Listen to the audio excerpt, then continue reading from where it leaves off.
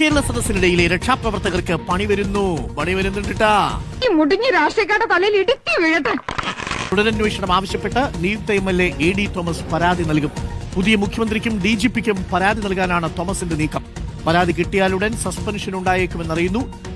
ഒരു സന്തോഷ വാർത്ത അറിയിക്കട്ടെ, എന്നെ സസ്പെൻഡ് ചെയ്തു. ഒരു ഡിസ്മിസിലാണ് ഞാൻ പ്രതീക്ഷിക്കുന്നത്. ഓഹോ, INSP പ്രതികാരം ചെയ്യുകയാണ്. അളിയൻ ഭയപ്പെടണ്ട, RDPയുടെ കമ്മിറ്റി മീറ്റിംഗിൽ ഈ പ്രശ്നം ഞാൻ ഉന്നയിക്കും. അയ്യോ, മറക്കില്ല, ഞങ്ങളുടെ കുഞ്ഞുങ്ങളുടെ ചോര മറക്കില്ല എന്നതായിരുന്നു കഴിഞ്ഞ ദിവസം തെരഞ്ഞെടുപ്പ് ഫലം പുറത്തു വന്നതിന് ശേഷം പ്രതിപക്ഷ നേതാവ് VD സതീശൻ പറഞ്ഞിട്ടുണ്ടായിരുന്നത്.